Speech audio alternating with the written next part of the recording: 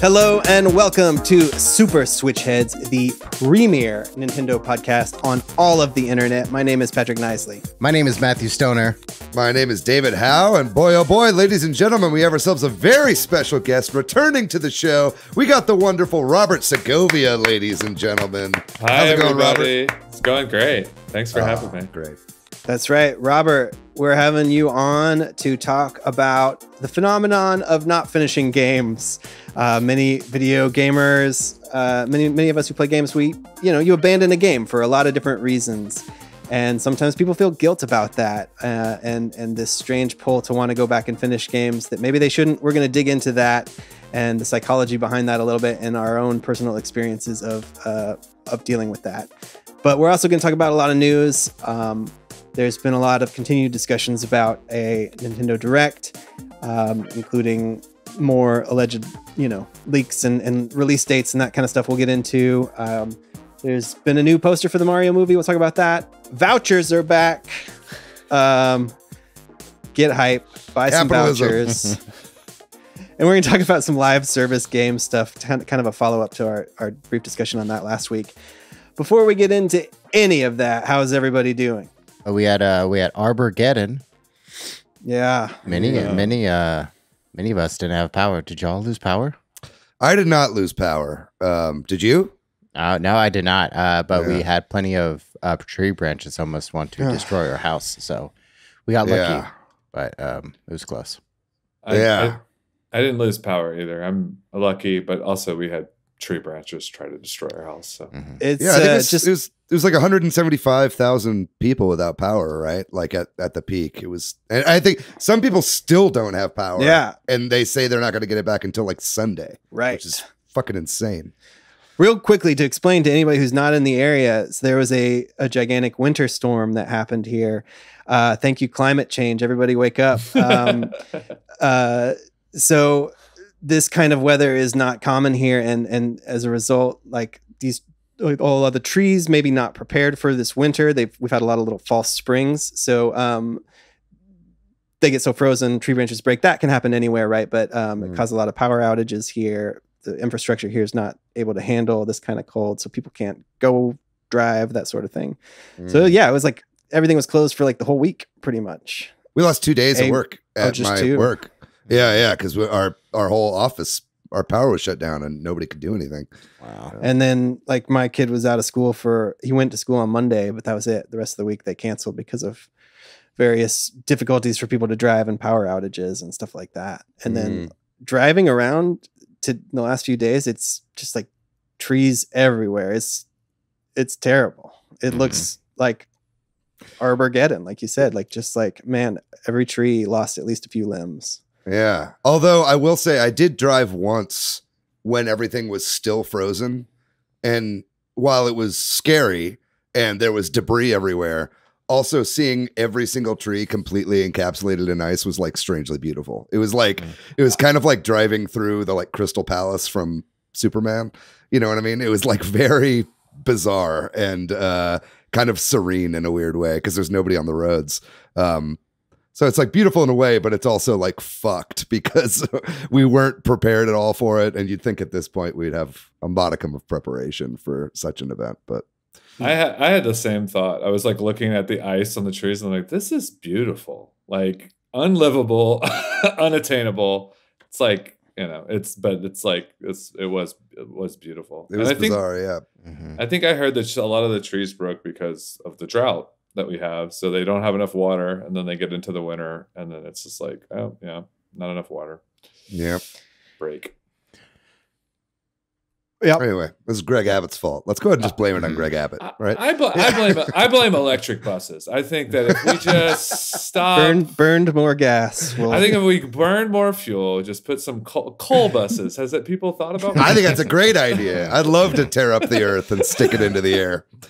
Why don't we just put people? Just people to spin the wheels of the bus. The least wealthy of us will power our buses. But anyway, yeah, that was hellish.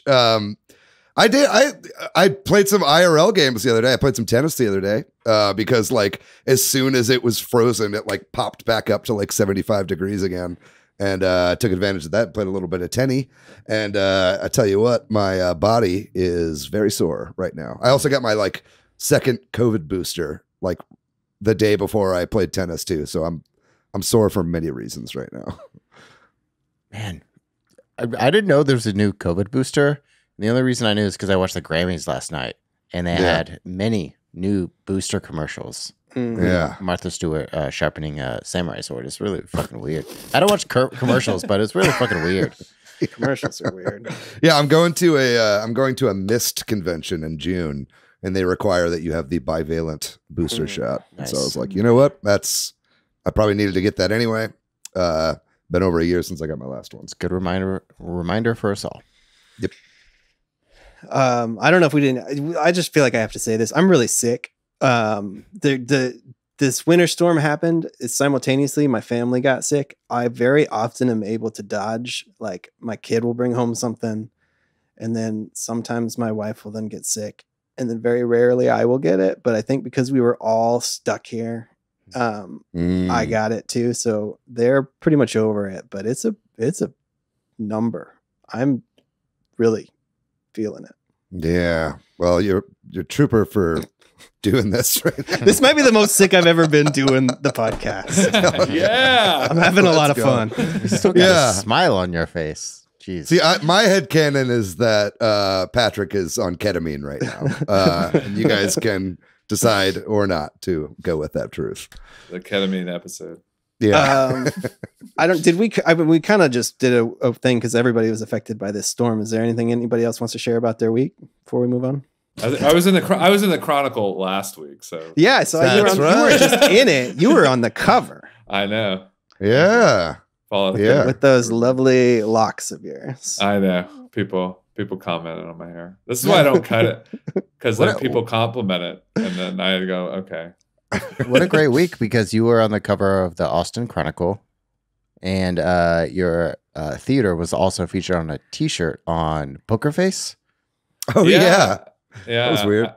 People were asking us about that, but I think Carlos actually had to sign the waiver, and he's like, "Oh yeah, I signed the waiver." I think he signs a bunch of waivers, and then that was the only one that actually panned out. Like people are asking, but that's the only one that actually aired somewhere. Check out Poker Face on Peacock. I don't know. Or don't. Just check out Fallout Theater. Check the single still of that TV show on Twitter featuring Fallout Theater on a t-shirt. All right. We should move on. Before we get into shout outs, though, we do have to acknowledge some things. Number one, this is the 4-year anniversary of us doing this show. We started in February, the first week in February of 2019. So our first episode ever was February 5th, 2019 was when we recorded it. So whatever that would be, a few days later, it would have come out. So we've been doing this show for 4 years. Whew. We've 4 more years. 4 more years. We've never missed a show, right? We've had special episodes every week. We've had a episode come out every week. Yeah, we've never missed a week. Yeah. Wow. Yeah. That's kind of fucked up. That's kind of not okay. Hey man, when you're a content creator, it's a lifestyle. Yeah. But you guys are the Amazon of podcasts. Thank you. Rain, sleet, or snow. Yeah. I've always wanted to be associated with Daddy Bezos, so I appreciate that. But I think I don't want to steal anybody's thunder, but there is a show announcement that we are going to make as part of this. We're not going to get too much into this. You'll hear more about this, right? But Matthew, would you like to share this information?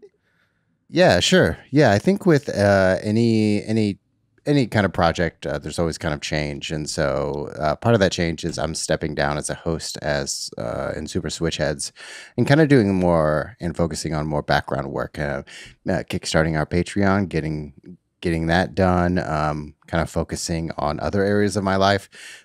In short, my wants and needs and relationships are changing. I'm trying to listen to my life as it changes, and part of that is focusing and simplifying some parts. That's right. So you heard it here, folks. Matt does not love us anymore. This is true. Yeah. That's why he's getting a That's divorce. obviously not true. I signed a waiver many years ago. Yeah, he had a No. 4-year contract. And it's The reason you know Matt does love us is he is, even though he won't be hosting the show every week, he is going to stay involved and doing a number of things that we won't get into right now that are super helpful for David and I in continuing the show on. So just to be clear, Matt's going to be around for a few more weeks, but we just want to let people know, give a little heads up. Yeah, and it's, obviously Matt is one of the admins of the Discord as well. I don't think that's changing, right? I mean, he'll still definitely be a big part of the community. And I've told you this a number of times, but I'm going to ask you to guest on the show many times. So you're definitely going to be no stranger to the Preferred show going guest going forward. Yeah, exactly. That's really sweet. Thanks. I feel like I should speak for all Switch Heads. So thank you guys for 4 years. It's amazing. I mean, this is amazing. I mean, you were all my friends before this, but I mean, I think probably most people that are listening to this have tried to do a podcast and failed miserably or succeeded for like 6 months. And then, so to do it for 4 years is a super achievement. And you guys have a ton of chemistry. And it's one of the podcasts I listen to. And I only listen to basketball podcasts. So. Well, maybe we'll pivot to that. Yeah. That's really sweet, Robert. Thank you. Thank you. Yeah. No. NBA Jam podcast from here on out. Sounds great. Actually, Matt and I are doing a basketball podcast where he doesn't know anything about basketball, and I just You heard it here first. Unbelievable. I'm dunking on you guys right now. Well, we should move on. Like I said, we'll talk more about this is a Nintendo podcast. We should probably get to the show. We got to get to the meeting. Just a little heads up too is I'll be gone and as a host in a couple of weeks, and then I'll probably be back for a special episode for episode 200. Hey, spoiler. Yeah. No, you can cut that out if you want, or you can keep it. I don't know. We'll see how I feel in the edit. We'll see. Maybe I won't be back. I'm cutting all of this. Basically, we're going to say welcome to the show, and then we're going right into news. Okay. All right. But we need to move on to shout outs. So last week we talked about GoldenEye in light of it coming to NSO. We got some nice comments on the Discord. A bunch of people, including AV, who talked about GoldenEye being a staple among their friends for years. A Musel, who said they were too young for GoldenEye, but played lots of 007 Nightfire on GameCube. The far inferior, non-Nintendo, non-rare. Sorry, A Musel, you have fond memories of it. But, we just shat on it. Opinions are not valid here. Yeah. Sorry. And then Swampy Southpaw, who had a nice anecdote about how their parents got them an N64 after seeing them play GoldenEye, be like, you can't play games like that. We're going to control what you play. So I guess that worked out for them. Over on YouTube, Steve Busam talking about they're getting their butt kicked by all their brother's friends, so probably not as fond of memories for them. And Karo Seta had lots of great comments, including an anecdote about being towed in Austin. The only time they've been towed was also in Austin. Y'all, be careful where you park. I don't know what to tell you. I'm obsessive about it. And then also they mentioned the Wii remake, which we completely ignored, which I'll be honest, I wasn't even that familiar with. I guess it changed a lot and it wasn't like a remaster, it's like a remake, but we didn't even mention it. Yeah, we didn't mention that. It had a really cool gold classic controller that came with it, which was cool on the Wii.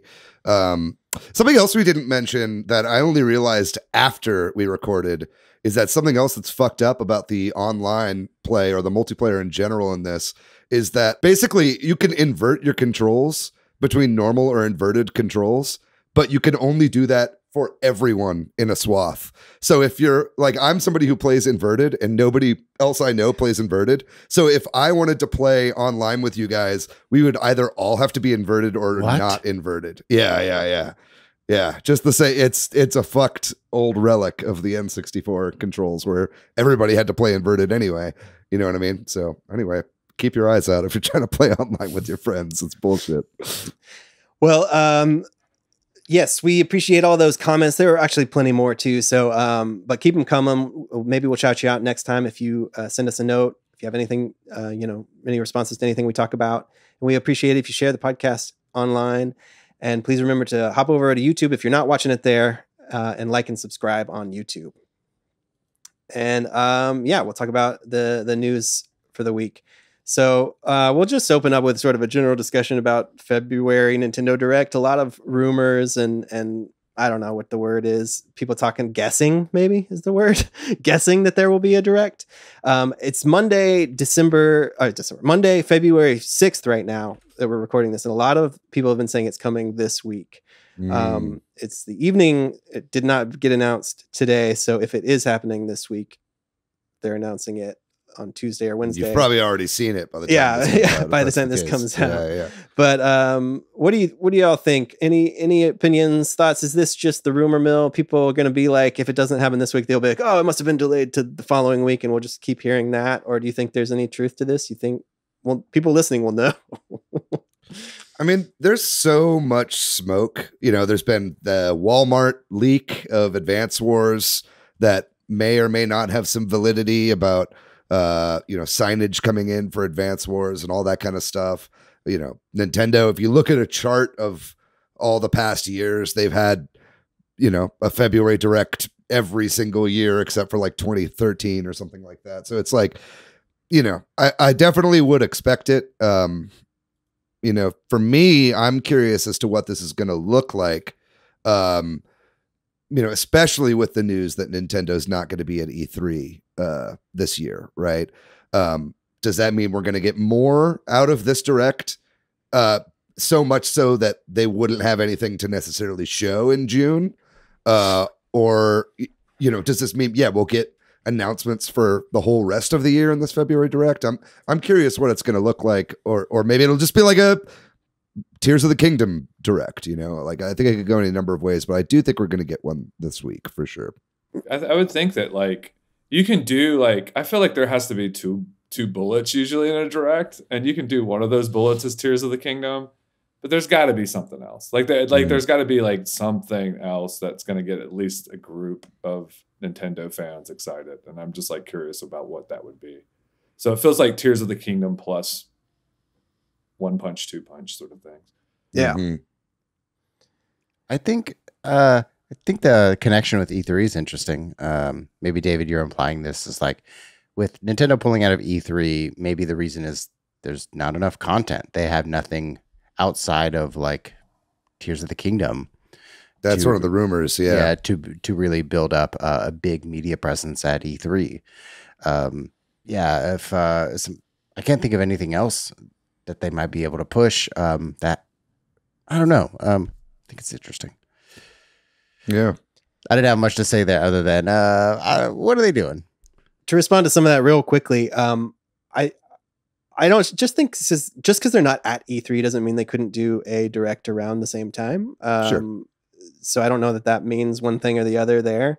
And then I think the second punch to me, I maybe this won't happen, right? But they've got to have a Mario game for the Mario movie, right? Like I think that's the second punch if it exists. They don't have to do anything. They don't have to do anything. They had to release the 2-pack of fucking Wind Waker and Twilight Princess last year, and there were no Zelda games last year. I was always against that. I Personally, I feel like they should make a Mario game. I agree. Want a Mario game.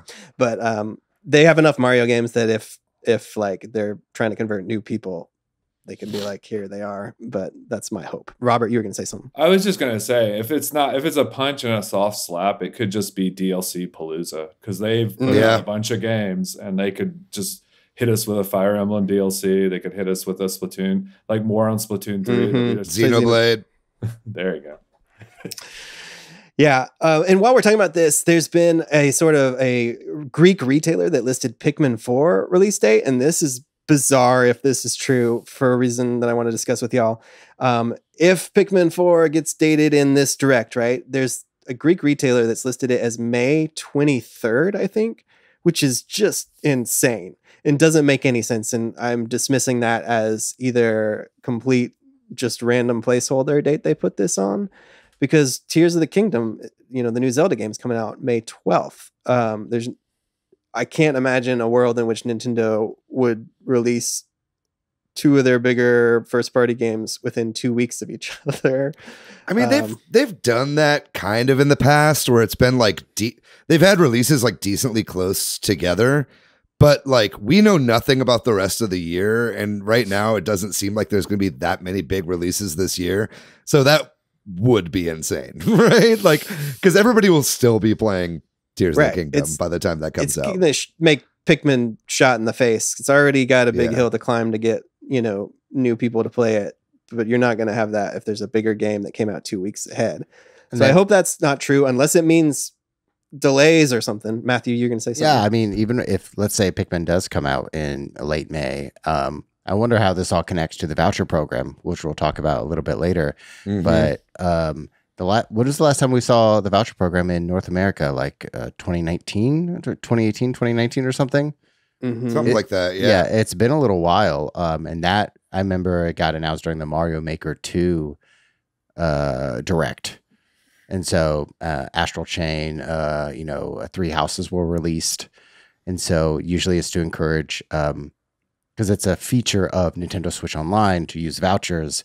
So it's to push people to Nintendo Switch Online to have more of your install base, buy more games.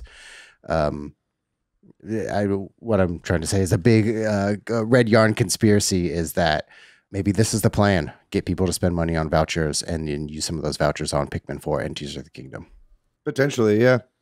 My thought, I feel like we're just talking about vouchers now, but like maybe we just move that to this part of the show notes. But it's like, but I think it's like my thought with the voucher program is that, because I feel like they haven't had vouchers for forever. So a lot of people have just bought these fucking games, right? And so my thought is they're going to be like, okay, here is Advance Wars and Tears of the Kingdom, and they're both able to be pre-ordered today. And so right after people watch the Direct, it's like Advance Wars, Tears of the Kingdom, there's your 2 vouchers right off the bat, right? Neither of those are in the voucher program right now, but it would make absolute sense that they would add both of those, right? So that's kind of what I think about the voucher program, but yeah. Anyway, sorry, we're talking. Are we talking vouchers?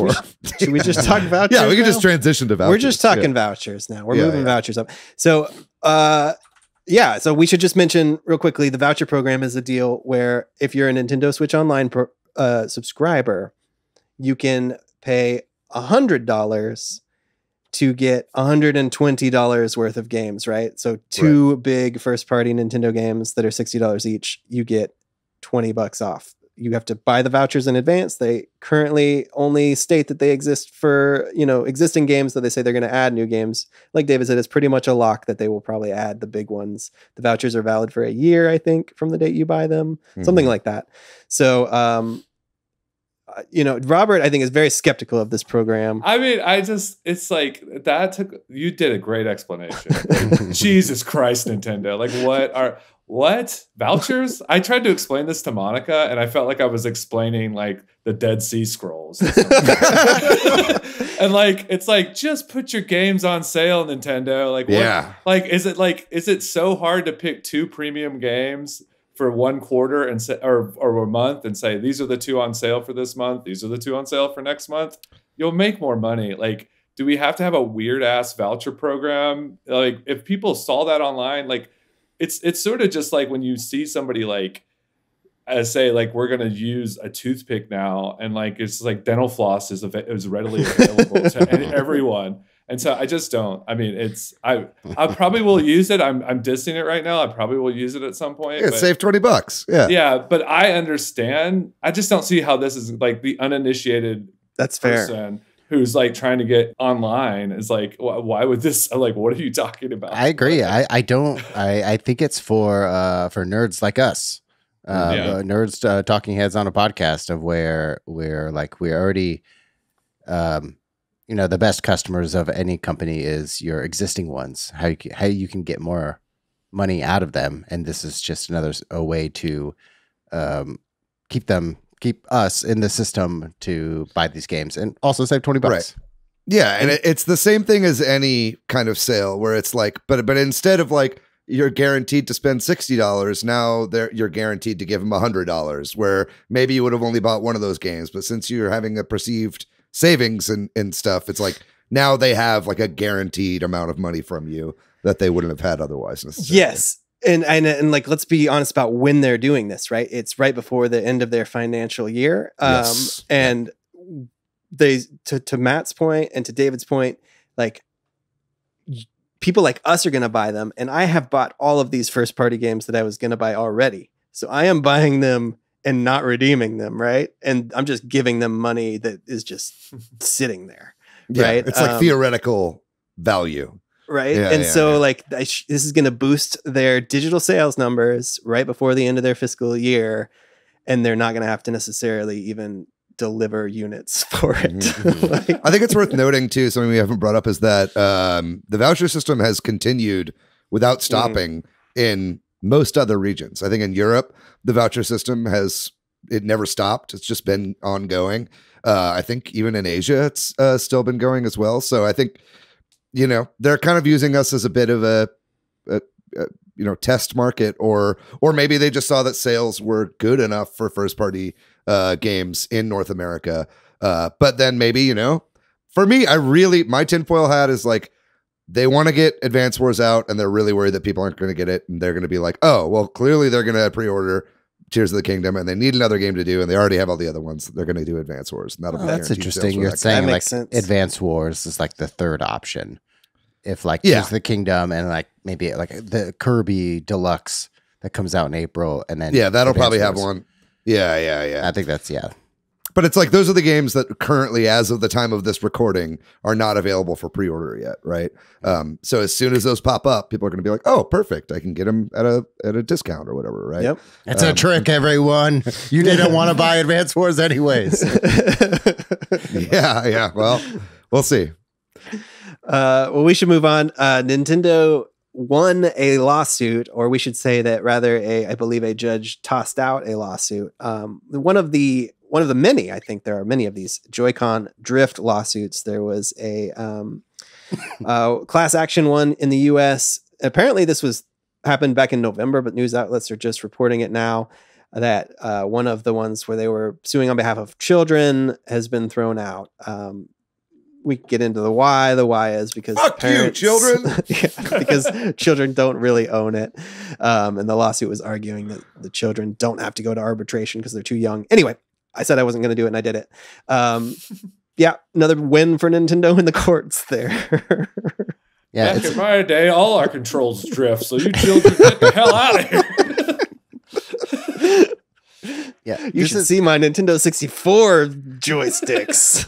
I don't even have a joystick on my N64 controller, it's just the metal part. This is weird. Because I was reading some comments on this too, of like, in this lawsuit, you have to prove that there are damages, and because Nintendo hasn't publicly said that they will replace Joy-Cons, but they will privately replace them. So even if you have broken Joy-Cons, you just send them in and get them replaced no matter what. And so that the damages are nil. Do we think that they'll still do that now that this class action lawsuit has been thrown out? I mean, I guess if this happened in November and they're still doing it, Yeah. the answer is yes. But Yeah, I think so. If they would stop, that would probably be a little sus. yeah. Yeah. And speaking of which, I just recently did that. I recently had my right grade Joy-Con fixed for free, which was really nice. Because I think I might have to do that again with another one. It feels like it's coming on. So Yeah, I mean, in the meantime, they've started selling Hall Effect sticks, third party. I think Gully Kit is doing that. If you're confident enough to open up your Joy-Cons and install some stuff, pull out some ribbon cables, there are like the magnetic Hall Effect Joy-Con sticks that you can get now for both your Joy-Cons and your Pro Controller. So hopefully, that's the, like, in whatever anti-drift tech.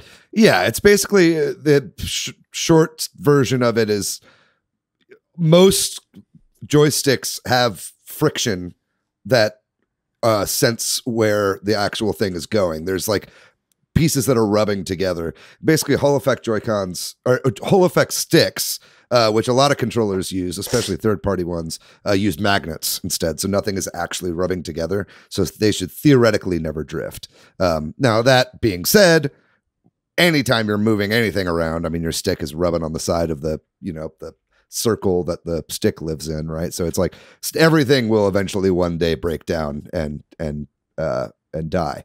But stuff like that is something you can do if you're handy and you like tearing stuff apart. Well, moving on, Nintendo and Illumination for the Super Mario Brothers movie have finally put out the official poster. The official poster is out. We're talking about it.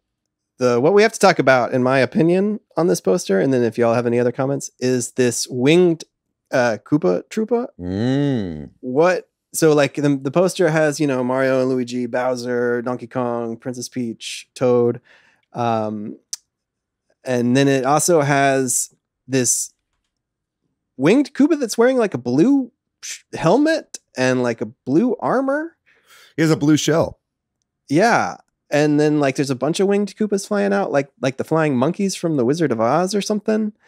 So yeah, I don't know if that means anything, if that's like a minor character that's important, or if it's just indicative of like his minions or something. But it's not like a design that I'm familiar with. I think they're trying to have a canonical origin for where the blue shell from Mario Kart comes from, right? And they're clearly incorporating a lot of Mario Kart into this movie. We've seen a lot of it so far. Mario Kart's the best-selling game. It's in the poster too. Yeah, exactly. Yeah. And so, like the track with the cars and the stuff. rainbow track. Yeah. Exactly. And so it's like, I think this is going to be kind of like a way for them to kind of bring the blue shell in. Maybe this Koopa kamikazes himself to save our heroes with the blue shell or something. But it's like they're actually giving a face to the blue shell, which we've seen forever, which is kind of cool. We're getting some lore, huh? Yeah. I think so. Yeah. Let's fucking go, fam. Yeah, for sure. And they're also going to appear in the new Mario game that comes out at the same time. Fucking do it, Nintendo. What I love about this poster is the color of it. It's gorgeous. It's like so often we see posters that are like the orange and teal. You know what I'm talking about? It's like you can look up many examples of this, like so many posters used because they're kind of against each other on the color wheel, and it really draws people's eyes. That kind of the juxtaposition of orange and teal. This poster completely eschews that and is like, fuck it, we're just going to go for all the colors, and it's like this great rainbow coalition of tones on this poster. I really enjoy it. I think in a lot of ways, it's like I feel like the marketing campaign for this movie has kind of swerved away from normal trailers and normal posters and stuff like that. Like I was fully expecting a slowed down pop song and like fart jokes in the trailer, like every other kids movie trailer has, and this did, I think they're aware of like what all the other movies are doing and are trying to like do something a little bit more unique and a little bit more Nintendo. And I really appreciate that from the marketing campaign for this movie. It looks beautiful. I'm going to buy tickets. I'm in. Let's go see it. This next item I thought was maybe just interesting in contrast to the vouchers, but I don't know if anybody here cares that much about this or anybody listening, but I'd love to know if anybody does.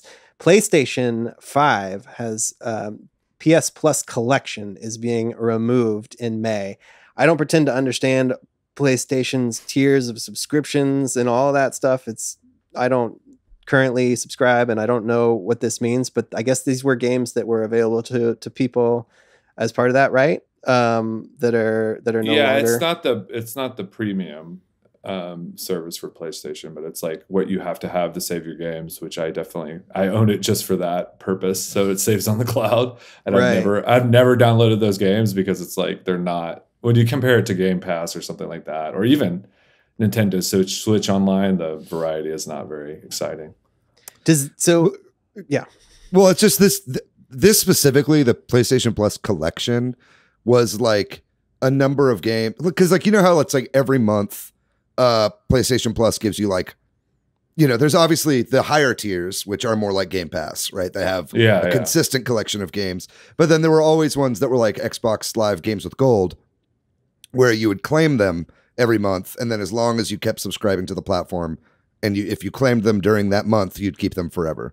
This was kind of around for new PS5 users as a like semi-permanent, obviously not permanent because it's going away, but version of that with like 30 or so games, right? And it's all basically at this point games that everybody has probably claimed anyway if they already had it, right?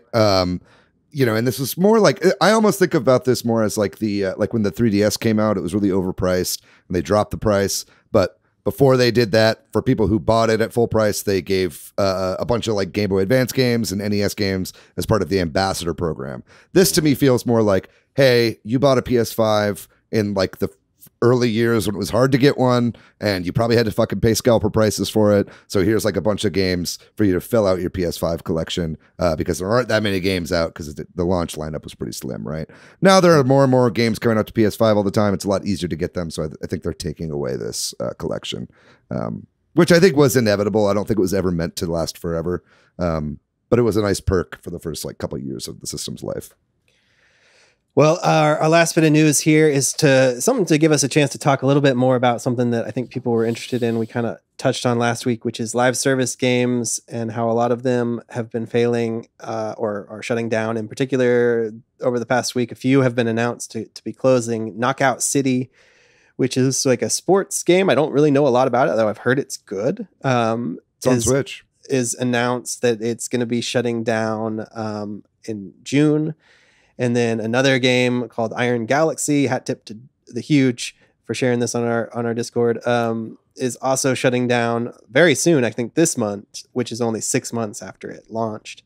So I think, you know, there's been a big push in video games to make these sort of live service games, but maybe people need to be thoughtful about it, or I don't know what, you know, like maybe that only so many can exist at certain tiers or something, or I don't know what the takeaway here is other than it's not maybe working the way developers want or what have you, or suits maybe want. I don't know if anybody has any thoughts on this before we move on. I mean, it's hard to pull players away from, you know, a huge install base. Like if you are satisfied with games like Apex or Fortnite, or like Destiny, like those committed players aren't going to likely switch to another game unless there's like some connection or some big reason or some big gameplay element that really, you know, changes the landscape in some way. I think it's tough, especially for battle royale games, to like really innovate in this space. This makes me really worried about Redfall, gang. You know, Redfall's coming out in a couple months. It's the newest Arcane Austin game for Microsoft. And they just announced recently that that's going to be, even the single player is going to be always online. Is that going to be around in 2 years? You know, are people going to still be playing it in 2 years? When are they going to close the servers down on that game, right? The stuff, I think it's a bubble that is bound to burst, the live service game. I really hope it happens sooner rather than later, even if it means we lose a lot of these games, just because I think it's a terrible fad. It reminds me a lot of like the Toys to Life fad that was happening, right? Like Skylanders. Skylanders, yeah. Disney Infinity. It kind of, I think with the straw that broke the camel's back on that was, what was that Star Fox game? The game that featured Star Fox. Yeah. Well, Starbound, is that what it was? Ubisoft game. Yeah. You know, I bought that game for like $5 at Best Buy, when they were like trying to get rid of all of them because it had a little R-Wing toy in it. Starlink Battle for Atlas. Starlink, that's what it was. Yeah.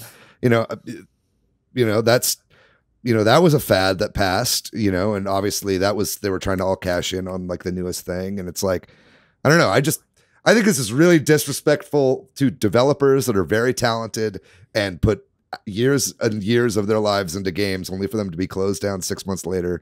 I don't think this is what gamers want. I think they want more offline and single player experiences, or games where they just buy it outright. And, you know, even like old fashioned, like expansion paid DLC is fine. But this kind of stuff is just, it's predatory and it's not good for anyone, gamers or developers. Yeah. And I think some of these, like, I think Knockout City, I could be wrong about this because I don't know a lot about it, but some of these games, you know, might start as paid and then they switched to free to play, and then the problem is that people are playing it maybe but not buying the cosmetic, you know what I mean? Like I just think as somebody who doesn't, it's hard to get me to go online even for things like Smash and Splatoon. As a gamer who just really doesn't want to interact with, that's not why I game, you know, like I game to like disassociate, not to associate a lot of times. Sure. I just think it's like, you know, when you said Knockout City, I'm like, I like the concept. I love the concept of Redfall, but that definitely gives me pause to want to play those games. Like in general, like I'm just like, what do I have to? Am I gonna have to deal with something? Like, what is happening here? It's like it's so hard to get someone. There's so much like, you know, because you know, like Starfall that's coming out is the new Bethesda game. That's like Starfield, sorry. And like, you know, you have like sort of Fire Emblem, like my calendar is a limited gamer. We'll talk about this more in the main subject, but it's like honestly probably like I'll buy 10 games this year and 6 of them are already locked in of what games I'm going to buy. Right. So you're really fighting for that like 4 space. And if you're giving me any reason not to buy you, and to me, that's just there's probably a large group of gamers like me who are like, we're out. I'll just buy another game with that concept where I don't have to deal with that stuff. Exactly. To tag on to that a little bit too, sometimes when a game is free, like say Fall Guys is now, I'll be like, I'm interested to try that, but then I never get around to it because it's free and I'm not in a rush. And it's kind of like you're saying, I don't, you know, I've got other planned experiences. And if it felt like I need to buy it now, it's on sale or something, I might, you know what I mean? I don't know. Yeah, I think the thing that's the most tragic about all this too is that it's like in 40 years, 50 years, somebody will be able to, you know, either throw in their copy of like Mario and Rabbids Sparks of Hope that they bought physically, or download a pirated version of the game in 50 years on, you know, their Nintendo Switch 7 or whatever that's modded and be able to play that game and see what it's like. But a game that lives entirely online and the servers are shut down, I'm thinking something like Mario Brothers 35. Like it's impossible to play those games. They live on the cloud essentially. You know, they're only around as long as the servers are around. Those games just aren't even accessible, right? And so I think that is the sad thing, right? And these are things that'll be lost to the annals of time. And people only really talk about. And so the game preservationist side of me really cringes whenever I see a new game like this come out. Yeah, and like some companies do things better. Like for Knockout City, when they're on their final season, they are releasing like a peer-to-peer multiplayer. So the servers will be dead, but you can still do peer-to-peer multiplayer. But for like Rumbleverse, there's no mention of like a direct peer-to-peer deathmatch at all. That's the epic game as a service game. That's right. Yeah. So some companies do it well, thinking, you know, do it better because they're thinking of the player and the historical context and significance of like these games come into our lives. We probably put a number of hours into them with our friends, family members, play it together, but then you can't revisit them in like 20, 25 years. Sucks. Yeah, like what if GoldenEye was a live service game? Like we wouldn't have the memories of us playing it. It could have been a hit. There's very little chance that, you know, we'll have 12 different versions of it. You know, like GoldenEye kind of is a live service game now. It's only available on NSO and Game Pass. Like it's like you can't buy it right now. They're gonna yank that away in a couple of years. All right. Well, I think that does it for the news. When we come back after this break, we're going to talk all about abandoning games and when you should do it and why you should do it and that sort of thing.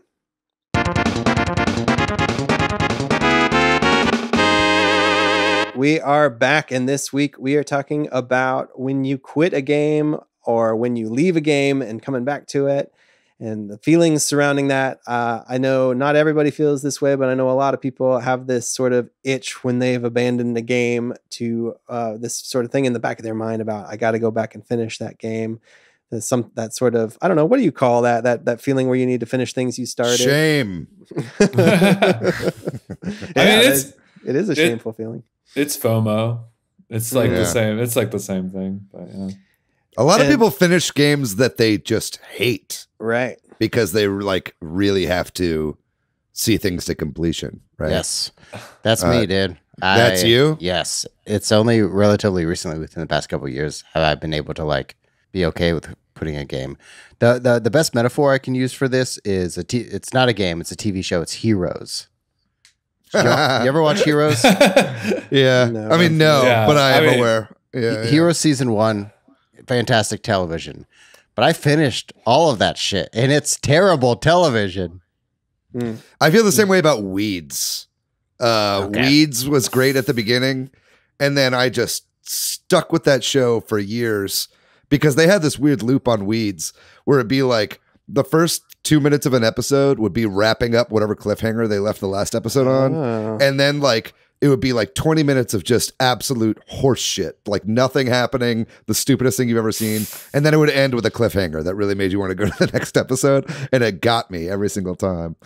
You know I'm sorry, Robert, you had something. No, I was just going to say I'm the opposite of this. Like I will quit I feel shame for quitting things, but I will quit on a dime. Like I've quit so many TV shows. I watched the whole first season. True Blood was one of these TV shows. I watched the whole first season. I watched the first episode of the second season, and I was like, "What the fuck am I doing?" And I never. And I've done that so many times. I that's why I'm on this episode because I quit games like that too, where I would just be like, "What am I doing with my life?" You know, like it's I think the analogy of using other mediums is interesting, and I think in some ways TV shows is a very good one to compare it to because of the length, right? Like watching an entire TV show, depending on the TV show, is kind of a big commitment. Finishing a big long video game is kind of a commitment. But the way that we consume TV shows now is different than games, right? Like you buy, despite what we were just talking about in the end of the news, right? Like you pay $60-$70 for a game, right? And so you might feel that sort of, I paid $60. I need to see this thing through. But a TV show, you're like, I pay $7 a month for a subscription. I can just move to the next one. Yeah. Sure. What is that? That's like the sunk cost fallacy. Is that what yes, that is? that's what it is. That's the word or the thing I was looking for kind of earlier. Yeah. The idea of throwing good time after bad or whatever. I would say the most one-to-one comparison between shows and games would be between Netflix shows and Game Pass, right? Both subscription services, everything is dropped all at once. You know what I mean? It's not like a TV show where you're baited week to week to keep watching. You know what I mean? Where it's a lot less of an endeavor, right? Because it's like, oh, it's 1 hour every week. What's the big fucking deal, right? Yeah. Netflix, it's like drops a 10-episode season all at once. I feel like the drop off is a lot bigger there. Same with Game Pass, right? I didn't pay for this game. I could just dip in, dip out, and I'm none the wiser, right? David, as David is saying this, I think this is probably not true, but I'm like thinking to myself, have I ever finished a Game Pass game? And the answer may be no. It may be either no or like one or two. Like it may be like not that many for me. Yeah. It's all about quantity. Yeah. So I think that's a good reference to TV because it's much easier to quit Game Pass games than it is to quit a big game you paid $60 to $70 for. Totally. Well, we'll be all over the place on this discussion. So anything y'all want to talk about, but yeah, I mean, we kind of started talking about this, but like, what are the different feelings associated with games you've quit? You know, you've expressed, Robert, like this, like I'm ready to quit a game and not feeling bad about it. We kind of talked about the general idea of like, I should finish it. Are there any like other in-between feelings or other feelings y'all have had? I definitely feel bad. It depends on why I quit a game. If a game is like, I just don't like it, that's fine, you know? But if a game is too hard, I definitely feel shame. Whatever cycle of the shame is, like I like it, but I'm just not good enough at it. And at a certain point, I get frustrated and I'm just like, this is not good for my emotional well-being to keep trying and banging my head on a wall. There are definitely things I think quitting, because I mean, yeah, this is a list of reasons to quit a game, but like I've quit a game for every one of the reasons that you guys had on the list. And like, I think that there's also just, you get excited about things and then like you buy them because you want to like it because everybody else likes it. It's kind of peer pressure. And then you start playing it and you go, yeah, this is not me. This is not the kind of games I play. So a lot of this, I think, episode is like getting in touch with the kind of gamer you are. is like what you actually like, you know? So you That's can right. kind of This is a secret avoid- feelings episode. Yeah. Oh, we love feelings episodes.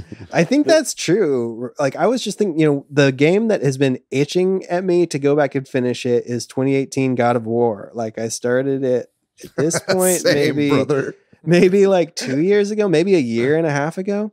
And like, I keep thinking it's sitting in my PS4. I keep thinking I should fire that up, but I don't know. And then I don't do it. And I think I don't do it for a couple reasons. One of the ones we haven't talked about, I think I don't do it for is because like sometimes once you've paused a game for a while, like it's a pretty linear game. So I think I could probably figure out where I'm supposed to go, but it does have some choices and I might be somewhere random. You know what I mean? And I might not remember what the next mission is or even how to figure out what the next mission is, much less the combat commands. Less than that, maybe you stopped playing when you were in the middle of something and you're like, I don't even know which direction to walk. Yeah. You know what I mean? Yeah. Like, Or and in the then you middle of a started big up and you're fight. like, oh, I'll just play Tetris. Yeah, or like in the mid, like I quit it. I have actually done this a couple times with this game, but I did come back to it at one point when I was in the middle of a big fight with a giant troll, and I was like, "Fuck, what the fuck am I supposed to do here?" You know what I mean? Like I don't. This is like intimidating to come back into. I think so that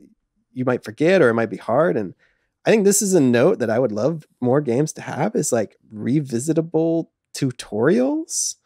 Like, Yeah. I know some games have this, and I understand why maybe they don't think about it, but like if a game has complicated inputs or it's hard, like you're talking about, Robert, like, man, it'd be nice if I could just spend 5 minutes in a tutorial room reminding myself of the attacks. Yeah, I mean, this game is not like tactically hard, but I was really digging Disco Elysium. I was playing it in the fall, and then I had to go to Chicago for like a week or 2 weeks or whatever it was.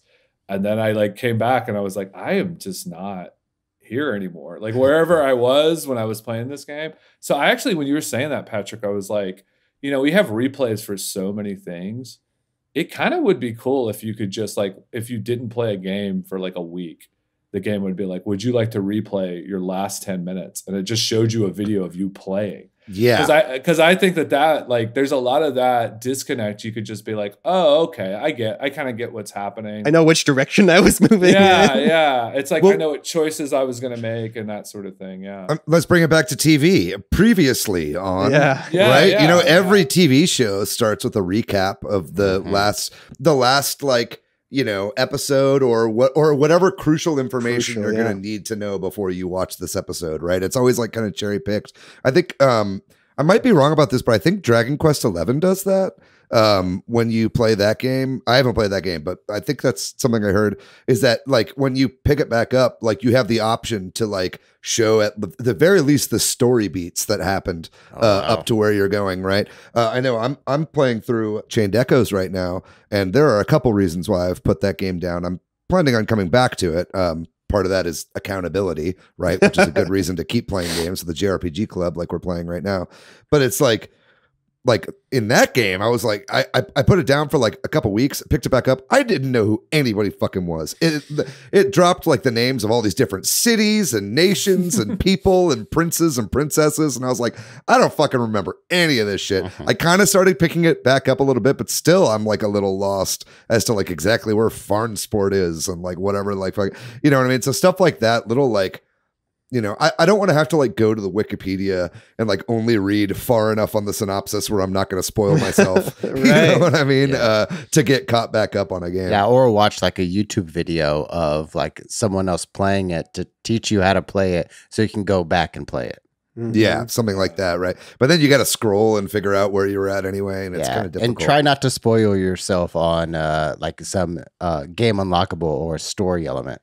Exactly. I think what Robert, you were saying about like the vibe was interesting too. Like you're playing Disco Elysium, you're in it, and then you take a week off, you come back and you're just kind of like, I'm not feeling this right in this moment. I think that's happened to me too, where you're like, I was so into this and I've lost that.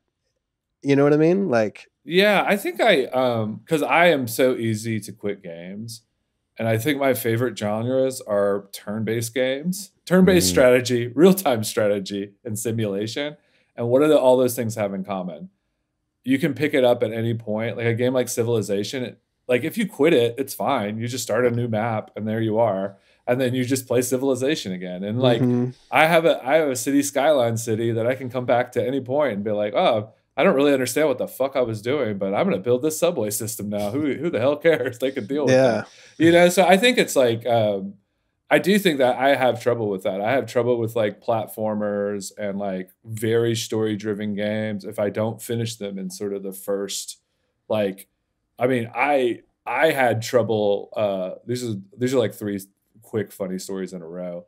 Stray, it took so much energy. That game is so short, it's sad. It took me so much energy to finish that game in a short way. And I play turn-based strategies. These are 90-hour games. JRPGs, they're so freaking long. I can do that fine. But with this, it was just like, okay, I'm still here. You know, like I can definitely see some parts of Stray where if you dropped off like in one of the big first area, you might be like, I don't even know what I'm supposed to do now. Yeah. We don't like backtracking, right? And so when you have to backtrack because you don't remember where you went, it like feels bad. And then my platformer story with this is just like I've never finished Mario Odyssey. But I played 2/3. I think I'm on the second to last map. And I literally started playing. I got to the second to last map because I quit right before New Donk City. Like I quit like literally before it. And then people were like, idiot, like just play a little longer. So New Donk City is one of the best. Yeah. It's incredible. Yeah. And then that like pushed me to a couple more maps after. And then I was just like, nope, coming back. That's so funny to me, Robert, because that's a prime example of the opposite of this for me, where it's so easy to pick that game back up because you don't have to do anything. Like there's, you can get any moon to advance and like, so but it's a gameplay thing, right? Like the kinds of games you say that you love and fall back into easily, that's hard for me. Like, so it's interesting. Yeah. I think once I understand a fighting system in like a turn-based strategy game, or a real-time strategy game, once I've clicked into it and I'm like at the level where I can do a map, the story becomes, I love the stories in these things, but they're just inconsequential. It's like, I just like, it's like riding a bike. You start to fight and you're like, oh, okay, yeah, I do this. This is how this character works. This is how that ends. That's how I feel about platformers. Platformers, I think I have like, a weird ass. I hate jumping. Let's just throw it out. Whoa, that's the main part of platform. yeah. And so like there's like I love dodging, but I hate jumping. So it's like Ocarina of Time is the game for you. yeah. Honestly, the Zelda games, I've played every Zelda game. I think I finished Legend of Zelda, Ocarina of Time, and Twilight Princess. Those are the three I've finished. Yeah, I haven't beaten that many Zelda games. And I'm 30 to 70% on all the other ones. Yeah. And like I also, my other really funny thing is just like I love Elder Scrolls. I've played all of them multiple times. I've never beaten an Elder Scroll ever. I think that maybe Breath of the Wild being a prime example of it, and like Elder Scrolls games, those games feel like a little bit emergent storytelling, a little bit like I spent a lot of time playing those games and I never beat them, but I feel like I beat them. You know what I mean? Like, you got your money's worth anyway, right? Yeah. And I kind of to that point was that I think that there's also something to be said about being overwhelmed by the amount of choice and things that you have to do. Right. It's like almost you're like, oh, my God, how am I ever going to check off all this list? And maybe you were on a roll at one point earlier, but then you take a little break and then all of a sudden you're like, oh, wait, I can go like 20 different directions. I have an embarrassment of riches of options here. I don't know like what path to do. I could see Odyssey giving a bit of those vibes as well. Right. With like just the sheer number of moons you can get. Right. Maybe that's a little bit of what you were having issues with. Yeah, no, I think it's like if. And I'm trying to actually play Fire Emblem Engage this way, where I'm just only playing it because I'm just like, I just want to finish it. And I know if I start playing something else, it's just going to knock me off the course of finishing this game. And I think with Odyssey, what happened is there weren't that many launch games, but whatever the launch games were, I was sort of like ping-ponging. And so I never really finished any of them. Like I just was like sort of just ping-ponging around. And I think with certain games, I know for myself, I just have to clear the decks and be like, I can play some games like 3 or 4 games at a time, but there are some games where I just sort of, I think Odyssey, what happened was I came back to the game. And when I came back, I wasn't as good at the game as I was when I was playing it up through. And then I was just frustrated because I wasn't as good at the game as I was before. Totally. And I was just like, enough of this, you know? So it's like, I think that's what happened. It's like a combo of life happening and just difficulty sometimes kills me in the game. Totally. Yeah, I think this is going back a little bit. Just the idea of like, for me, quitting games is really hard because there are so many good games and so many good worlds and franchises out there. I think a game like Earthbound, we played Earthbound in the JRPG club, and almost everyone said, "Man, this is really hard to get through," but I beat it because we were playing it together. But like part of that feeling is I picked up Earthbound, I don't know, at least 4 or 5 times and like started to get into it. But there was an element of I need to play Earthbound because if I don't play Earthbound and complete it, I'm not a real Nintendo fan, or I'm disconnected from an entire community who's dedicated to this game or world or company franchise. So it's like the feeling of if I quit this game, then I'm not a real thing. Therefore, I'm not part of the group. Totally. Yeah. Yeah, I think I started playing Earthbound with y'all, and I don't know. This is gonna sound, anything I say is gonna sound stupid in this moment, but I just was like, as soon as like the functionality of that game, I enjoyed it for like maybe because their maps right there. I enjoyed it for like 2 or 3 levels, and then as soon as the functionality started to suck, I was like, nah. Yeah, We aren't doing this. And I think that older games is a whole other discussion because like when they reboot a game, I don't really care about the graphics. I don't care about anything else. I want those controls to be With right. the quality of life. I want to play that game. It can look like a turd in graphic bucket, and I don't care. Like, you know, they can add nothing to it. But if I'm like still dealing with like N64, Nintendo, Super Nintendo issues, I'm gonna play it. I'll have fun. I'll get to it like a third of the game. But at some point, the quality of life issues will just, with older games, will just usually knock Totally. out of Yeah, we run out of lives or whatever, right? And you have to restart way back or whatever. Yeah, we discussed this a little bit in the GoldenEye episode, but like playing N64 games on Switch is, unless you go out of your way to like set up this N64 controller within the settings. I really want to play. Really want to revisit Star Fox 64, but it's some added friction in order for me to like. I will say counterpoint. Star Fox 64 is the N64 game that feels the most natural with just the Switch controller. It almost feels like the way that they set all the controllers up was like around that game. It is going to take you a while to figure out the buttons though, right? Because the game itself is telling you to push this, and that's not the right I guess, but it's like the only ones you really use are like C left and C. I could not for the life of me figure out how to do the thing where you go all the way around. Yeah, neither could I. C left and down. That's C left and down. Yeah. But it's like, but I'm saying that's beside the point. That's beside the point. It's like once, but it's like, what you're saying is that it's like a barrier to entry. Totally. Right. And it's like if you put in a little bit of time and do it, then of course, then you're fine. But we're so spoiled by all of games having this like learned experiences of every game that came before it, you know, and they all kind of like take this kind of common lexicon from like control inputs or whatever and kind of like use that to its advantage.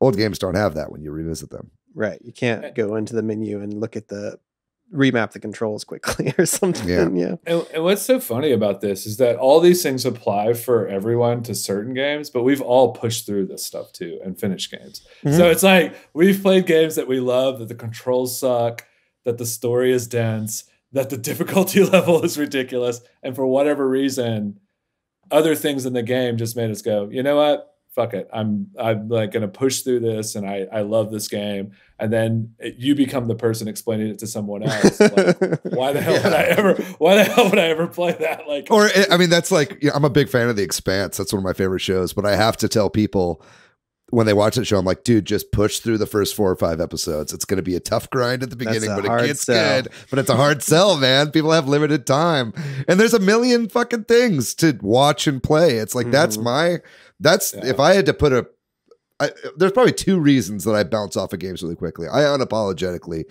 don't finish games, right? Like that's kind of always been my thing, even when I was a kid. And for me, there's 2 reasons. One, there's just like a breadth of a million different games that are like super interesting and fun, and I just want to try them all. You know what I mean? And so I love like going between, and I get really distracted. So I love to like try and have the spice of life is variety, right? And so I love all that kind of stuff. Secondly, I think I'm just addicted to buying games. I think it's like, I think the most fun part of a game is like buying it and having it show up in your library, and you're like, ooh, I did a thing. I got it. You know what I mean? It's a promise of a future experience that's going to be good too. Yeah. Right? I've got all these games that as soon as the day happens where I'm on a plane and it goes down on a desert island with an outlet on it, I'm gonna have, or I become suddenly bedridden and can't do anything. Now I have something to do with the rest of my life. You know, it's ridiculous, but that's how I think about it. I think that point is where video games are kind of like books, because it's like everybody's bought a book at the bookstore. Like I could be a person that reads this kind of book, you know, like I could be this person, and you get 30 pages in and you're like, no, I'm not this. This is not the kind of person I am. Or you just put it on your shelf and be like, oh, is this good? And you're like, I don't know. Oh, yeah. Dude, it gets you laid to have lots of different kinds of books on your bookshelf. You heard it here first. Buy Infinite Jest and it'll get you laid. Yeah, maybe not that one, actually. But yeah. It won't get you laid. Maybe just an HJ. I don't know. Matt's got 2 episodes left, and he's coming in hot with the HJ jokes. HJ is also just funny that when you say HJ. Yeah, it's funny. I think like the game. Something we haven't talked about. The reason that I quit games is it's too similar to like previous entries. Like a game that I quit was Horizon Forbidden West. A beautiful game. Horizon Zero Dawn is a great PlayStation game and a great franchise, but Forbidden West was almost too similar that it didn't compel me enough to stay in the universe. It was like too much of the same, and the story wasn't compelling enough, and like there wasn't enough novelty quick enough in the 4 hours that I played it that it didn't sink its teeth in me. With it, which an exception being like God of War 2, God of War Ragnarok, is so similar. The gameplay is so similar, but the story and the voice acting, and the world and the design of that is great, and that's why I stuck with it. That's funny. I quit Horizon Zero Dawn because I couldn't climb on everything like Breath of the Wild. I never went back to it, but I did buy it on my Steam Deck when it was really cheap because I'm a cuck. Also, some of these games are just long, y'all. Like, I mean, like you were talking about Skyrim having a million things to do, like these Horizon games, other games, like to actually beat it could take 100 hours or something like that, and that's if you only did some of the optional stuff. Games like all the Ubisoft games, like Assassin's Creed Valhalla, and all the Assassin's Creed games, like any of those open world games, there's so much quests and side quests to do. It's hard to prioritize to have like a good experience. You can get burnt I think out. too, it's like there's a part of our brains that love to see things like pattern recognition and things fall into place. So we don't like to not do everything. You know what I mean? So I feel like for a lot of people, maybe I'm just projecting, this is just me, but it's like, I want to like actually do everything in the game, but I would rather just quit it and never play it again than like only beat part of it. You know what I mean? Or like just the main story. Or I keep telling myself I'll come back to this game. And that's what one of the impetus of this discussion is too, right? Like this idea of like, no, it's okay. I don't need to go back to that game. I'm probably never going to go back to anyway, to finish every little task or whatever. My greatest joy, I have this app on my phone called Game Track, and I add all the games that I'm interested in to it. And my greatest joy is clicking on a game, clicking on the menu, and then clicking on abandon. And I never think about it ever again. So I have a list of running games that I've abandoned. And I sometimes look at it and I'm like, yeah, I thought I would go back to it. I told myself I'd go back to it, but realistically, I don't. I never do.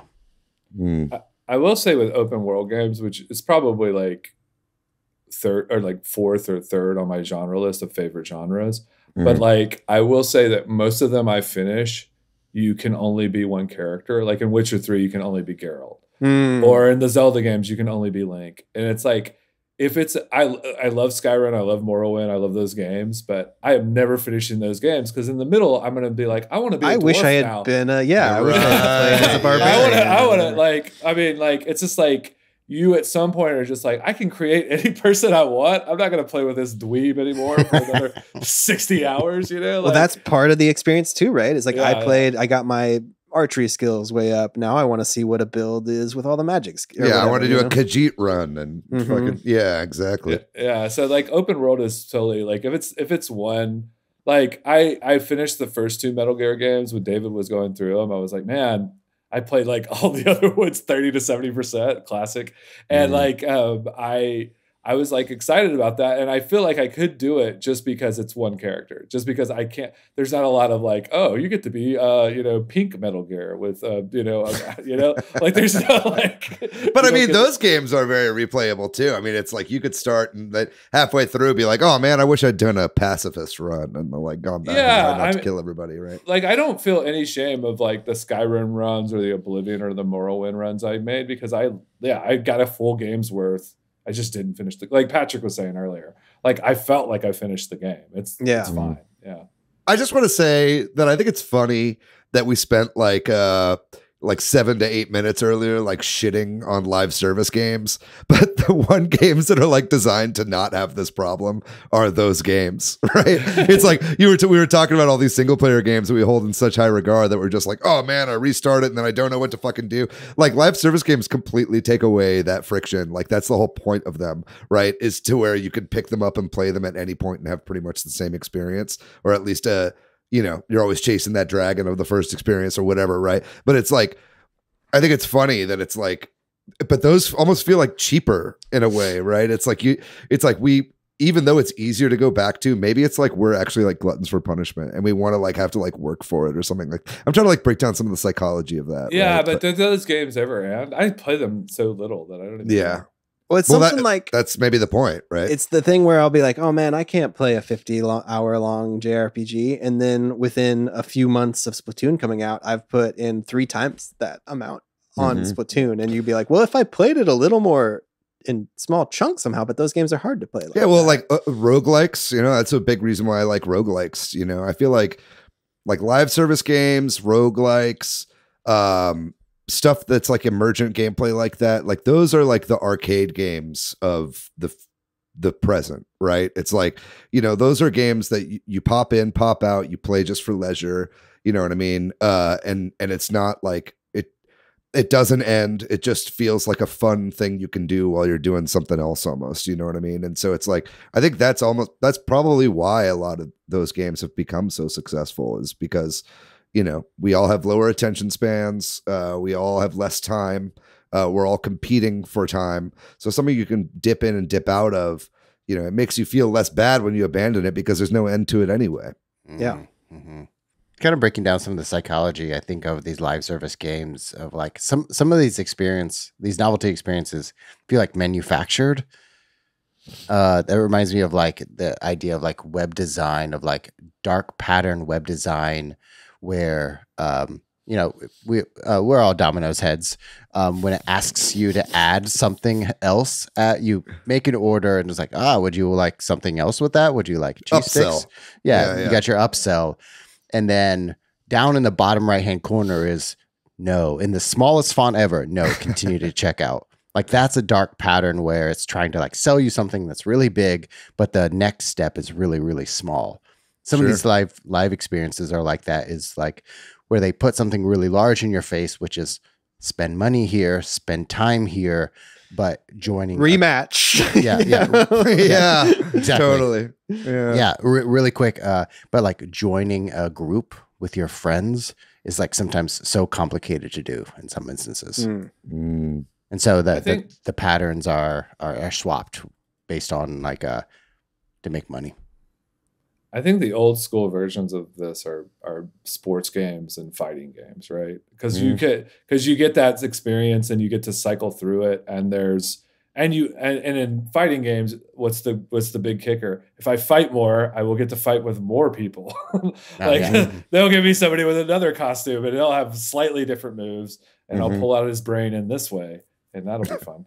And then with sports, we're simple creatures. Yeah, and with sports, it's like you can trade players, right? And so there's a season, and like I think that these are sort of just like precursor games. Like I know that I used to love both of those styles of games because I never felt when I quit them any shame at all, because it was just like, yeah, I played Mortal Kombat till I didn't want to, and that was tight. I played NBA 2K until I didn't want to. In season 3, I felt like I got a good experience. I got LeBron James on my team that made no sense, the Houston Rockets, and we won the championship. Like it's just like there's no real, it's like it's a choose your own adventure sort of style of game.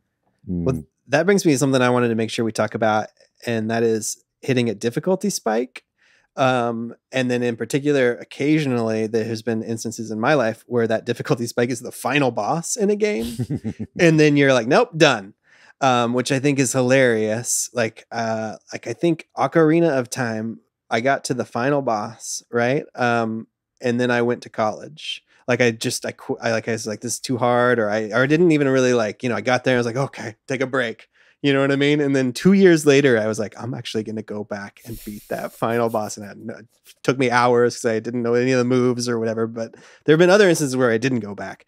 But have y'all ever had the experience of quitting a game on like a big difficulty spike, or in particular the final boss? I actually very recently, I was like, I had left Mario Rabbids because the new one was coming out, and I was like, I just need to finish it. I know I'm close. And I got to the second to last boss, and it was so effing hard. Because I usually put it at a hard difficulty level, because I also have this dumb thing with if it's too easy, I'll quit the game too. So I need to make it hard to challenge me in the beginning, and then that hard difficulty. You're a mad lad. No way, dude. And then the hard difficulty level is fine for like half the game, and then it just comes slowly to bite you in the ass as it like loops around and just kicks you right in the ass. And so I shamefully made it easier on Mario Rabbids to get past the second to last boss. Wow, what a fucking loser! I know. Not at all. and then I was on the last boss.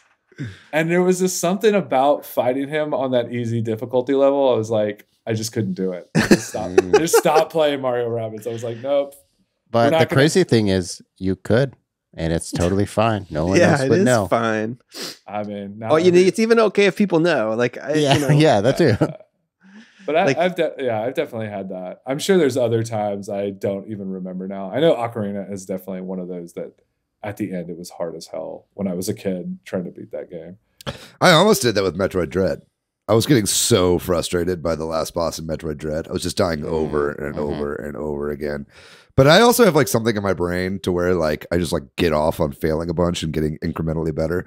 You know what I mean? I've been playing a lot of Trackmania recently, and that's that where it's like I'll just fail a Trackmania stage. I'm trying to get the golds, and it's like I'll fail a stage like over. And it's like insane. And then I'm like, oh my God, I've been playing this one level for like 2 hours. Trying to do this thing. For some reason, I just keep going. So, yeah. Oh, I don't know if it was in Switch Headz or somewhere else on the internet, but Hades. I stopped at Hades. And I know there's another old little game after you beat Hades, but it's just like, Jesus fucking Christ. I get to that idiot, and then I have to start all the way over. And then like, I'm just like the next 2 rounds of Hades, you're like, nope, didn't get to Hades. Like it's even worse now. I'm like not gonna. And so at some point, I don't know if my build was wrong or, because it's like you can build it the wrong way. And that's another problem I have with games too. Is like, and this is definitely a problem in Fire Emblem, is I'm everybody gets to play. Don't do that in Fire Emblem, the current one, I feel like. Yeah. So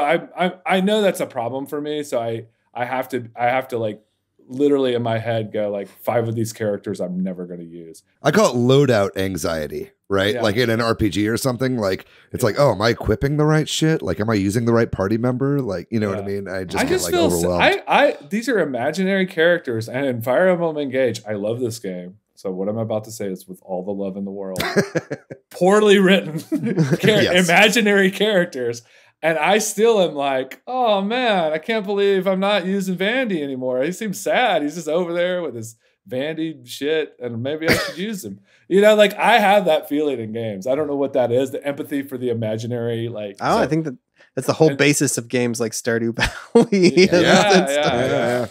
So or it's Animal like, Crossing. Mm-hmm. yeah, Stardew Valley is a game that I quit when the marriage stuff started to happen, and I was like, hard enough to commit to this in life. I don't really. We're good. You can't cheat on your partner. Yeah, we're getting. Yeah, like there's some morality here I don't even want to know about. Well, we've been kind of roundabout talking about lots of different things. I don't know. Is there any other specific examples or anything we didn't talk about yet that anybody wants to make sure? I think a difficulty spike is like in like puzzle games. Like I love The Witness, and a friend of mine also loves The Witness and like beat the game without any walkthroughs. And he's a madman. But I wanted to play that game, and so I wanted to see what the puzzle, how the game kind of opens up, and how the puzzles and meta puzzles open up. And so I played The Witness primarily using walkthroughs because I wanted to have the same experience. And that was also something of like, that's associated with this topic of I'm okay using a walkthrough, even though I want to quit, but I still want to experience this game in some capacity. So I'll use a walkthrough. I did it through The Witness. I also did it for some aspects of Tunic because I don't have enough time to like backtrack and like find a map or find an item. Bang your head against a wall. Yeah, I would just follow a walkthrough or watch someone's YouTube video and play it to experience it. Yeah, I think speaking of walkthroughs, it's just like I kind of did that with Breath of the Wild just because Zelda games, Monica is definitely I love Zelda games, but she is like an uber fan of Zelda games. So if we get a Zelda game, I am definitely the second person that's going to play the Zelda game. So like I definitely like just to play it enough to enjoy it with limited time, at that point, like months after everyone else is playing, I sort of just like, it's okay, because sometimes I have quit games because I'm just looking at my phone too much.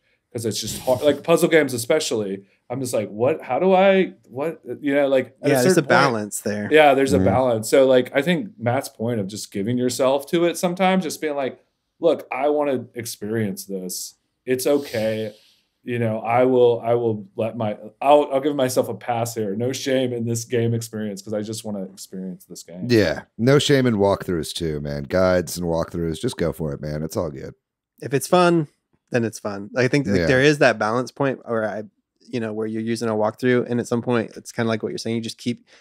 You're falling on it so much that you're like, this isn't even fun. I'm typing this in and then pushing the button. You know what I mean? We're like, oh, I should just watch a video of somebody playing it. At this point, that's why I miss strategy guides, man. We did a whole strategy guide episode. Yeah, it's one of my favorite episodes we've done on this podcast, and it's like. It was good. It was a tangible thing. You can flip through it, like looking for it in the strategy guide with all the graphics and the writing and everything. It made it feel like an experience in and of itself. When you're just like Googling it, it feels like a little like, cheaper, I guess. But it's like that stuff I was like way into. I never beat games by themselves when I was a kid. The old Sierra game. Sorry, real quick. The old Sierra games had these little like strategy guide walkthrough things you could buy that had like, you had to use a little lens to look at them. It's like, I don't know what it was, like printed over it, but if you use this little red tape thing, you can read it, and they would have levels of hints. So like the first hint, like a video game now does with hints, right? Like a gentle hint and then a complete explanation or whatever. Totally. Anyway, sorry, Robert, tell you. No, I was just going to say I love walkthrough guides too. I think that's just when David was first talking about like clued me into Nintendo Force. I was like, deliver something to my house that I can have tangibly. I'm not a big like buy the game tangibly person, but I am buy the magazines about the game, or buy the books about the game. And like I would say too, it's like one of my prized video game possessions is I have one of those CD disc ROMs of Infocom, like a very old sort of box set of the heroes of Infocom. So Infocom is just an old text-based game. So it's like the Zork games. They have Hitchhiker's Guide to the Galaxy. They have like Sherlock Holmes games. The Zork ones are the big ones. It's like anything that that idiot was talking about in Ready Player One. It's basically but the cool thing about it is like obviously the disc is like unusable at this point. Like no, you can't even use this thing, but it has a huge booklet and it has all these maps. And so like part of my love of Zork, games, I don't even think I finished the first Zork, but I've played all of them, is that there were this beautiful book that you could just read. They had like histories of the presidents of whatever the country is, like Zork dated. You could like read, it's like Flavius the Third. It's like so ridiculous. But I think, yeah. So bring back strategy guides, bring back huge booklets. I'm an idiot that would totally buy like those things. So give me a voucher on that, Nintendo. Well, I think we should wrap it up. Any final thoughts? Anything anybody wants to say? Thank you all for coming to our therapy session today. This was very helpful. Yeah. I implore everyone, if you stop lying to yourself. If you think you're going to go back to that game, you probably won't. Mark it as abandoned, but maybe come back to it if you want. But just cross it out so it's not taking up mental space. Mm. Yeah, just play what you want. I mean, I think the whole theme of this episode is play what you want. And sometimes, like, as much as you want to, like, buy the new hot game, if you look at it and you're like, it's just like a movie. I do this with movies all the time. It's like, I can watch a trailer and be like, I am not going to enjoy this. Mm-hmm. And it's okay. It's like, it's okay that everybody else is, and it's okay that you just use that your limited gaming time to game the things that you actually want. Yeah, live vicariously through your friends that are enjoying it. You don't have to have that yourself. Yeah. All right. Well, I think that does it then for our episode, or for rather our discussion on not completing games and abandoning games. If you've got any thoughts on that or any anecdotes you want to share with us, please do, and we'll try to shout you out next time. And we'll take a short break and we'll come back and talk about the games that we have been playing, but maybe not finishing recently. I've primarily been playing Fire Emblem Engage. Due to the winter storm here in Austin and everything shutting down, I've been at home with my family all week, and my son enjoyed watching me play Fire Emblem Engage. So, and it was just something for me to do while I've been sick that I can do. So I have put a lot of time into it, relatively, I guess. I am on the final chapter. I have not played the final chapter, but I am up to it, and I have just been grinding for fun. Kind of like an old RPG where I've just been battling and improving my character stats for no reason, just to be like, because it feels super powerful now. So I just been doing endless skirmishes. And opposite of what you were saying in the discussion earlier, I have primarily focused on my team of 12 or so people. And I think that is the way to do it in this game, because there are so many characters. And like, if you do rotate them out, they're not going to be that strong. And I have 12 characters that are great. And then some maps require you to bring in 14. And I have a few people that I play with on the periphery, and they always die immediately. So I think there is something to, like, when you meet a new character, if they fill a void that you have, or if they replace a certain character, that it's a good time to swap them in. You know what I mean? But you got to experiment and see who you like a little bit. Or if you want to make it hard on yourself, Robert, you can do what you're doing. Well, no, I play this game in an insane way. And when people talk about it, I think I'm on I don't even know how many chapters there are, but I'm on chapter 15 or 16. I'm like in that. Yeah, there's about 10 more after that. 10 more after that. So like, I like to play the strategy part of it. So there's definitely like, I will use, so I'm not map specific characters. Yeah, I'm using more than you, but I'm not using like everybody. You're not trying to give everybody, it's not like a little league game or something. Yeah.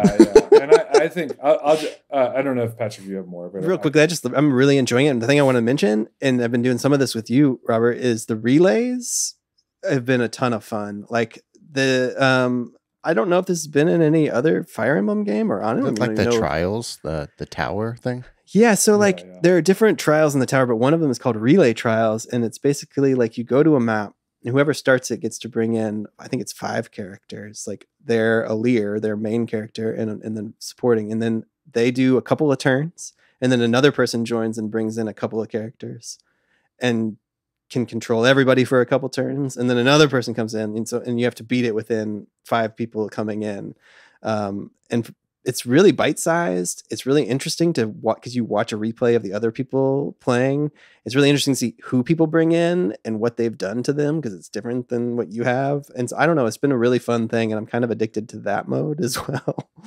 I think the one thing I'd say about Fire Emblem Engage, which is 90% of what I've been playing too, is just I think that I played Three Houses as not really a Fire Emblem person at all. And I think that it's kind of like playing Pokemon Arceus, where I was playing the weird ass game in the series. And this is more of the traditional Fire Emblem experience. And I gotta say that, like, as much as the Three Houses story is way better, and there's a lot like fishing is like the surrounding things are way better in Three Houses, but the fighting, and it is a turn-based strategy game. The turn-based strategy is great in Engage. And I think it's like it's so multi-dimensional and so layered. And like I'm like, unlike Pokemon, where I've been playing other ones, and I've been like, I think Arceus is. when they make another Arceus, I'm gonna come back, but I don't really need these other ones. With Fire Emblem, I was like, I kind of like the generic Fire Emblem, like I'm kind of like, oh crap, I'm gonna have to buy a DS. Is that what life has come to? But yeah, like I really was like, I'm just like the fighting I think is really good, and I do like I want to, like, for certain maps, I want to use shielded groups. So for some, I want to use thieves. Like, I like the aspect of that. And I honestly, it's a handful of games where I've enjoyed the fighting mechanics this much. And like you said, the leveling up and actually grinding in a game like this is usually not that fun. And like, I've had a lot of fun with it. So I agree. What you're saying. Yeah. I agree about the whole difference between it and Three Houses too, where like, in some ways I'm like, oh, having that monastery base was really nice, and seeing all the characters at the beginning was really nice, but I much prefer this. It's bubbly and ridiculous and stupid, and it's more fun I mean, in a weird way. Yeah, I totally get the like pattern of like 3 of these games for every Three Houses, and I will be happy with the 1 Three Houses, but I get why this is the standard and the other is sort of like, oh, this is a cool thing we're doing. It's kind of interesting, And I love Three Houses. I'm not even like, it was one of my favorite games of that year, but it's like, this is definitely, I've been having a lot of fun. The only other things I've kind of been dabbling in is Rabbids Sparks of Hope, which is fun. I think it's better than the first one. So if you were like, kind of like, oh, this is okay, but I think I would just give this a whirl if you like that sort of game. I like the mechanics in it. I've also been playing the demo of Baldur's Gate 3, which is like, I'm a big Baldur's Gate head. Is that a thing? CRPGs? Sure. I don't know. A BG head. And I'm excited for it to come out in August. I'm probably going to stop playing it because I've gotten the mechanics, but it seems great. And I'm super excited for the full release in August. But that's it. That's all I'm doing. It's 90% Fire Emblem Engage. It's not 90% Chloe and 10% whatever. Chloe. That's my waifu. All of our waifu. I've been playing one game, Chained Echoes. I'm back on my bullshit. Halo Infinite as always. So I think I'm about 3.5, 4 hours in. To Chained Echoes? Into Chained Echoes. So not too far. Have you gotten to the Purple Flame Temple yet? No. Okay, gotcha. That's where I'm stuck right now. Okay. It's really hard for me I sat down to like play this game, but a lot of text of the battle system almost made me turn it off because I was like ready to like practice and like to have the game show me how to do the battle system rather than like have for me to read it. It tells you, it doesn't show you. Yeah, exactly. And I was like, oh no, I wasn't prepared to read. And you're not going to retain it. I hate when games do that. Exactly. I mean, that's the Xenoblade problem for me. I think Xenoblade does the same thing where it's just like, I agree. Yeah, it does. All the tutorials are just like walls of text. I'm like, oh my God. It's so bad at telling you how to actually play the game well. Yeah. Chain Echoes just did it right at the beginning. Like right at the offset of like, this is the battle mechanics. And like, it was probably like 5 or 6 screens before I was like, oh no. Just kind of washes over you. I was like, I just wanted to I was ready for like a good JRPG, wanted a big story, a big opening, like maybe a first battle that would walk me through, but my expectations were a little high. But I pushed through it, and it feels, despite all that, it does feel, gives me the Chrono Trigger vibes. It's very weird how it does that. It's a good game. Yeah, I definitely want to play Chained Echoes. I think I need after Fire Emblem, I will need a month palate cleanser, and then I will come back to Chained Echoes. But I just played Knockout City for its last month. yeah, I'll just play Knockout City. Is that all you've been playing, Matt? Yeah, I also wanted to, David, you talk about Pizza Tower last week. Oh yeah, Pizza Tower. Fucking that game looks so great. Yes. I live for an experience like what Earthworm Jim gave to me, kind of that chaos. That game's fucking weird, and Pizza Tower looks nutty. And Have you not played it yet? I haven't played it yet, but I fucking bought that shit, and I'm excited. Oh hell yeah, yeah! That's a great game. Is Pizza Tower a Steam Deck game? Where can I get? Yeah, it's just on Steam right now. It's not currently announced to be for any other consoles. It's only on Steam currently. So I've been playing it on my deck, but I think it's only a matter of time before it comes to Switch. As long as they can get the rights for it or whatever. Also, before we go, I wanted to share some games that I also abandoned in lieu of the topic that we were talking about. So officially, Bayonetta 3 gave up, and Pokemon Violet. Very good. Yeah, I gave up on both of those. Also gave up on Fire Emblem, and I'm probably not going back to any of those three. Sorry, guys. Yeah, let's normalize it. Yeah, I don't give a shit. Real quick, I have been playing more Splatoon 3. I always love Splatoon 3. Really excited for the Splatfest this weekend. Been getting a lot more into anarchy battles. I really enjoy Splat Zones, and that's a ton of fun, even though it's very frustrating because I'm trying to get through my catalog, and when you don't win an anarchy battle, you get nothing. I mean, you get something, but it's barely anything, and it makes me feel bad. I basically beat Donut Dodo. I beat the medium hard setting of it, which was really difficult, but that's a great game you can pick up and play. That's basically an arcade game, and beating it on the hard mode and getting to the end of it was really fucking satisfying. I kind of didn't even believe I did it. I was like, oh my god, wait, I'm done. Oh my god, it was amazing, that feeling. So that was great. Like I said earlier, I've been playing some Trackmania. Trackmania is a Ubisoft game that's kind of a racing time trials-y kind of game. I'd say it's more time trials than racing. It's been out forever. Finally got released on Steam. So it's you can just install it. And I've been playing that on my Steam Deck, and it's almost at the point where I'm like, this is dangerous. I'm gonna get so addicted to this. It's free to play, and I'm already all right, where do I drop money? I want all the levels and blah blah blah blah. So I might do that, but we'll have to see. Somebody stop me. And then I did start the Dead Space remake also the other day. I didn't buy it, but it's in my shared family games on Steam, and so I started it up. It does not run very great on the Steam Deck, and my gaming PC is. I haven't turned that thing on in years, dude. It's so outdated, it would just die even trying to boot up. But it's it is. I can already tell it's an excellent remake, and maybe at some point I'll get back into that. But I have such great memories of the original Dead Space. There's no way that remake is bad based on what I've already played so far. So if I've got a rainy day, I'll probably go back into that because I know it's not too long of a game. And then lastly, I just want to bring up Heavy Bullets. I think I maybe talked about this last week, but I streamed Heavy Bullets the other day on my Twitch channel, and man, love that game. I finally got further than I've ever been. I still haven't beaten that game, but that's a roguelike, and it's got 8 levels, and I got to level 6 and then got overwhelmed. But it's what I like about that game is it's not a game where it's oh hey, it's bullet hell or whatever. It's you have to be really careful and thoughtful about what you do in that game. If you don't know what it is, it's basically a first-person shooter roguelike, where your bullets are heavy, so when you shoot them, they're around flopping on the ground, and you have to go pick them back up, right? Kind of like they're arrows or something like that, right? And you can basically kill almost all the enemies in one hit, but you also die really quickly, so you have to be very careful as you're rounding corners through this maze to get the drop on people before they get the drop on you. It's it's a great game. It's the same people who made Sludge Life, which is again a disc room that recently came out. It's a Devolver published game with a great soundtrack by Dose One.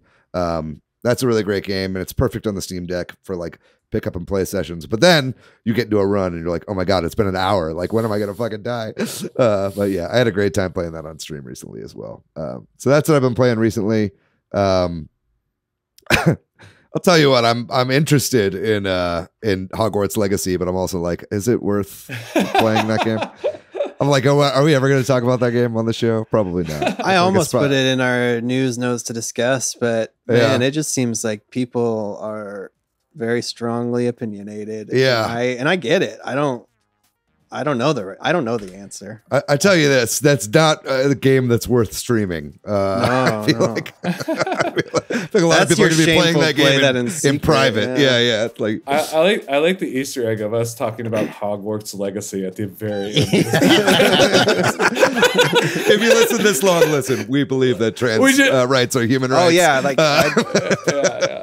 But I just like. But man, that game's getting good reviews though, man. Yeah, fuck. Yeah. We do a 15-minute deep dive on Hogwarts Legacy. I think it's interesting. Like, I do kind of want to talk about it now that you brought it up, but like we can't. Okay, yeah, we should. Yeah, all right. Maybe another episode, but maybe 5 more minutes. No. We should wrap it. All right. Well, that's it. Robert, thank you so much for joining us again. Always great to have you on. Appreciate it. Yeah, thank you guys. Thanks to milkyway.co for doing our website. Thanks to Corduroy for doing our music. If you're looking for me, Patrick, online, I am PDYX. Hey, I'm Matthew on Twitter, MATHYOU. I'm pretty much everywhere on the internet at Monolith Fiji. And what about you, Robert? Where can people find you online? I'm on Twitter at Bobby_Segovia. Check it out. Very good. There you go. Check him out. Go to Fallout Theater as well. When Robert's one of the owners of Fallout Theater, recently featured on the Austin Chronicle. And if you'd like to find our show on social media, we are at Switch Headz on Twitter, at Super Switch Headz on Instagram and Facebook. We've got a website, switchheads.com. And then we got our Discord and Facebook group. We'd love for you guys to join both of those, particularly the Discord. We're active on it all the time. It's a great community. And by God, such a beacon of light in these dark times. Ladies and gentlemen, that's going to do it for our show. That was a blast again having you on, Robert. Thank you so much. Thank you, listeners, for 4 years of you guys being around, and we really appreciate you guys. Whether you've been listening for all 4 years or you just started recently, thank you so much for listening and talking about our show and sharing it around. We love that so much. So thank you for that. Matt, I love you. You're going to be dead to me in 2 weeks. But until then, it's been a great time. I can't wait to have you on next week. Wait, what are you looking at me like that for? Before you end it, I want to say, like, we were pretty brief up at the top. So if you have more like questions, like personal questions, for me, feel free to hit me up in the Discord. I'm an open book there. Absolutely. We love Matt. And Hugs and kisses. Can't wait. I can't wait to hear your basketball podcast that you do it. But Oklahoma City Thunder, baby. That's what? Okay, our team. All right, we can do 10 more minutes on this. All right. We're going to be back next week with another great episode. Can't wait for you guys to hear that. But until then, you guys know the deal. Stay safe out there. Be kind to yourself. Be kind to one another. Don't worry about abandoning games. It's fine. They'll be there when you reach that desert island. And until then, we love you. We'll see you next week. Bye-bye.